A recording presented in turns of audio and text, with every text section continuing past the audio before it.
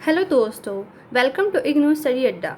आज हम पढ़ने जा रहे हैं न्यूमेरिकल टेक्निक के अंडर में रेगुलर फलसी मेथड को, जिसको हम फोल्स पोजीशन मेथड या फिर मेथड ऑफ लीनियर इंटरपोलेशन भी बोलते हैं।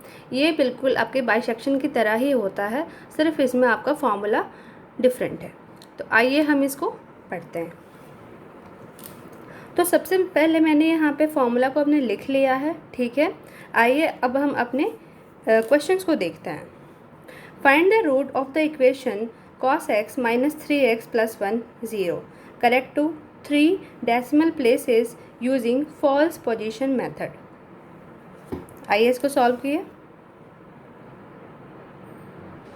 तो इसको मैंने कैसे यहाँ पे सॉल्व किया है। सबसे पहले आपको लिखना होगा the given equation is cos x minus 3x plus 1। Guys मैंने यहाँ पे cos के टर्म में इसलिए इक्वेशन लिया है ताकि आपको हर एक तरह के क्वेश्चन को सॉल्व करना आना चाहिए, ठीक है। तो हम अपने जो ये हमारा स्टेटमेंट है इसको हम मान लेते हैं लेट fx मान लिया, और fx के इक्वल में हम इसको रख देंगे और इसको हमने मान लिया इक्वेशन 1, ठीक है। Now we have to find x1 and x2। अब यहाँ पे x1 और x2 क्या है, ठीक है।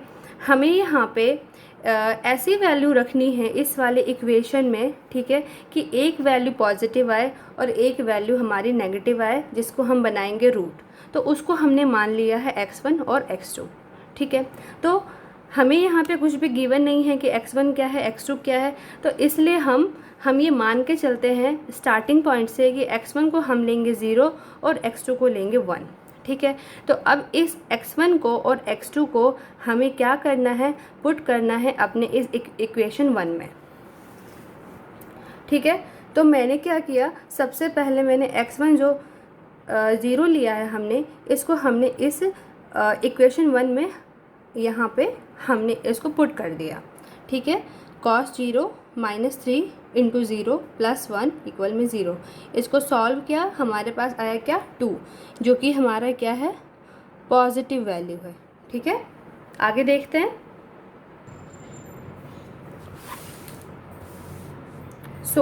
अब यहाँ पे मैंने x2 के वैल्यू को यहाँ पे मैंने पुट किया जो कि 1 था, ठीक है। cos 1 माइनस 3 इंटू 1 प्लस 1, तो मुझे वैल्यू मिलती है -1.4597, ठीक है।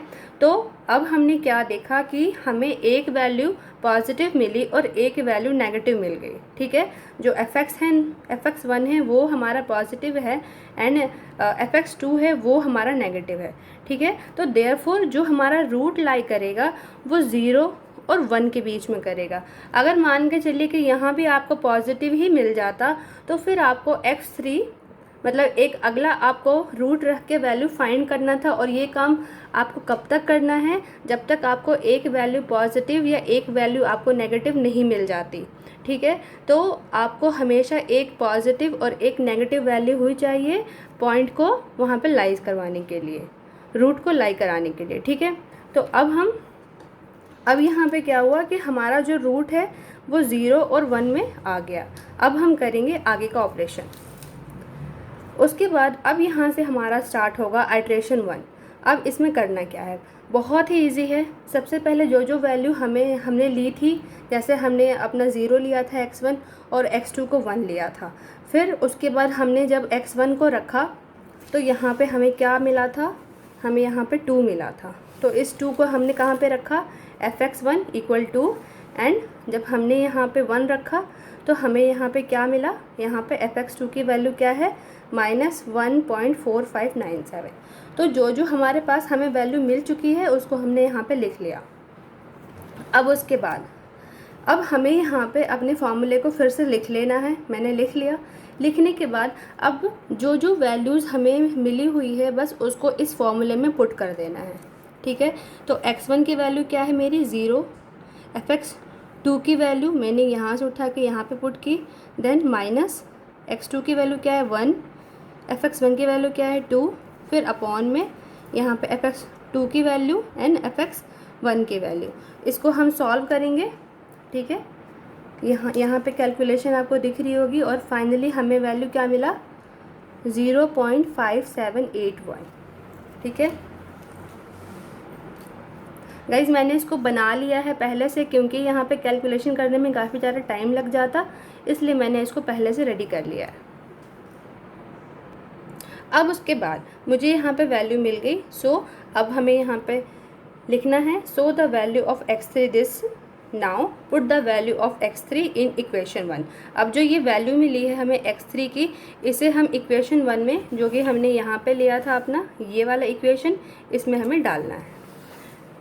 ठीक है, तो हमने यहाँ पे अपने इक्वेशन में डाल दिया इस पॉइंट को, तो हमें फाइनली वैल्यू मिल गई 0.1032। नाउ अब इसे हमें बाइसेक्शन की तरह नंबर लाइन पे शो करना है। तो सबसे पहले हमने जब 0 रखा था तो हमें पॉजिटिव वैल्यू मिली थी, हमने यहाँ पे 0 रखा था तो हमें यहाँ पे पॉजिटिव वैल्यू मिली थी, और जब हमने 1 रखा था तो हमें नेगेटिव वैल्यू मिली थी, जैसा कि यहाँ पे है ना। ठीक है, तो मैंने यहाँ पे लिखा पॉजिटिव और नेगेटिव। ठीक है, ये हमारा x1 था, ये हमारा x2 था। ठीक है, अब हमारा जो x3 निकला था वो क्या था, ये वाला, ये हमने x3 निकाला है ना 0.5781, इसको हम मिड में लिख देंगे। ठीक है, और ये वैल्यू हमारी निकली है पॉजिटिव, तो इसमें हम पॉजिटिव का सिंबल लगा देंगे।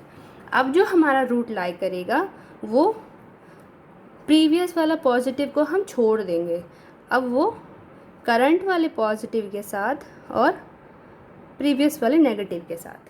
ठीक है, तो अब हमारा जो नया रूट बनेगा वो क्या है 0.5781 एंड 1। अब हमारा नया रूट इसके बीच में होगा। ठीक है,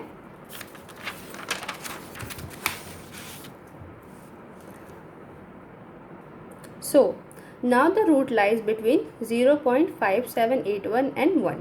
ठीक है, अब क्या था, ये तो हमारा x3 निकला था और ये हमारा x2 था, बट अब क्या होगा कि जो हमारा x3 था वो x1 से यहाँ पे रिप्लेस हो जाएगा। ठीक है, तो जो भी हमारा नया रूट होगा उसको हम क्या करेंगे, रिप्लेस कर देंगे प्रीवियस वाले से।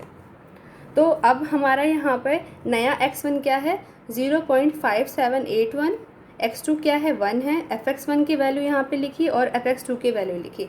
अगेन हमने यहाँ पे अपना फॉर्मूला लिखा। ठीक है, फॉर्मूले में हमने यहाँ पे वैल्यू फिर से पुटअप की जैसा आपको दिख रहा है, और पुटअप करने के बाद मैंने उसको यहाँ पे सॉल्व कर लिया और फाइनली मुझे फिर से x3 की वैल्यू मिली 0.60595।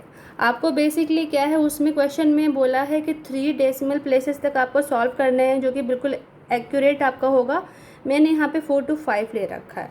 ठीक है, तो हम इसको राउंड ऑफ करके मैंने इसको 60 कर लिया ना, यहाँ पे 0.6060 मैंने उसको राउंड ऑफ कर लिया है।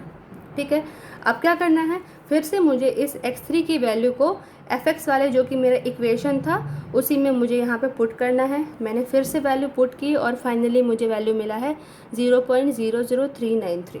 ठीक है, आगे देखते हैं।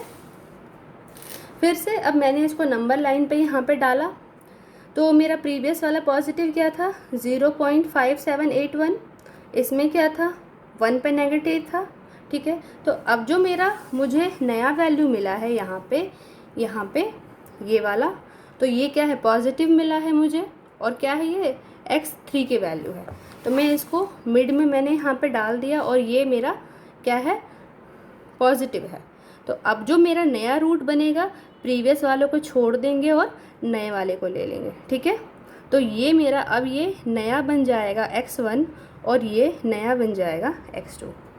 ठीक है, फिर नाउ द रूट लाई मेरा किसके बीच में 0.6060 एंड 1 के बीच में, तो ये मेरा x1 और x2 बन गया। ठीक है, फिर ऐसे ही मुझे आइटरेशन 3 को फॉलो अप करना है।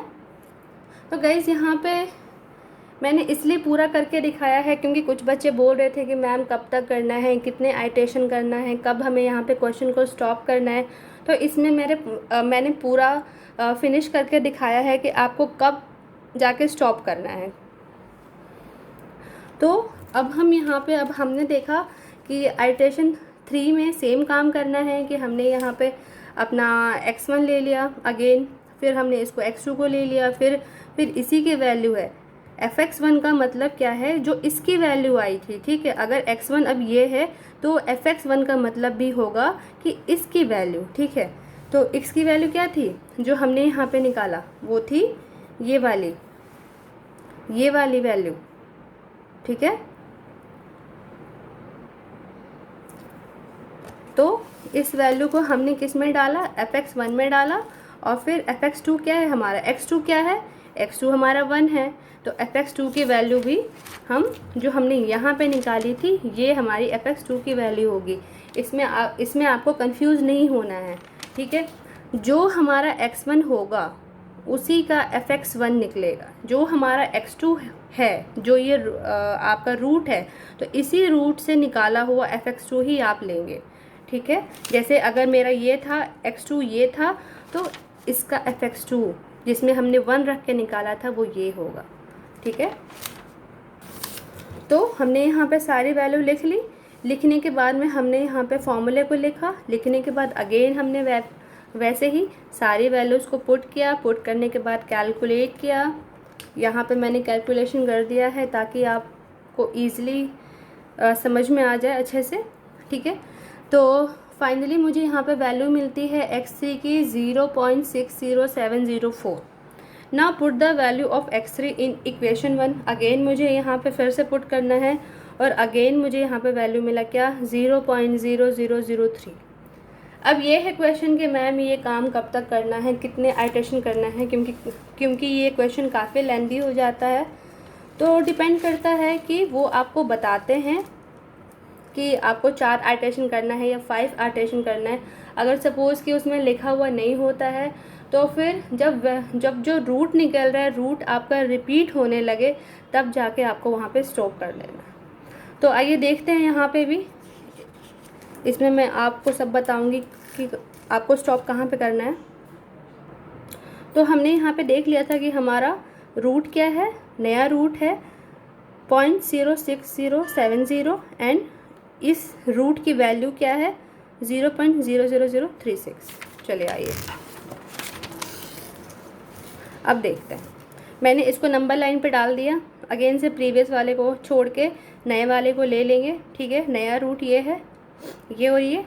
उसके बाद हमने इसको x1 और x2 मान लिया और इसके वैल्यू से जो हमने निकला उसे हमने मान लिया fx1 और इसका है fx2 1 से जो निकला है। अगेन से फॉर्मूला लिखा, लिख के वैल्यूज़ को पुट की। पुट करने के बाद हमारा x3 क्या निकला, अगेन से देखिए कि हमारा जो x3 निकला वो सेम निकला है ना। यहाँ पे भी आप देखोगे, यहाँ पे वो सेम था, 4 डिजिट तक सेम था, है ना। और यहाँ पे भी मेरा सेम आ रहा है। तो अब क्या हम करेंगे फिर, अभी लेकिन क्या है, सेम आ गया है। अब इसके बाद मुझे इसको वापस से इक्वेशन 1 में रख के वैल्यू निकाल लेनी है। तो देखिए वैल्यू भी सेम आई है, देखिए यहाँ पे वैल्यू सेम आई है ना। तो अब यहाँ पे हमारा क्वेश्चन कंप्लीट होने वाला है। अगले पेज पे चलते हैं।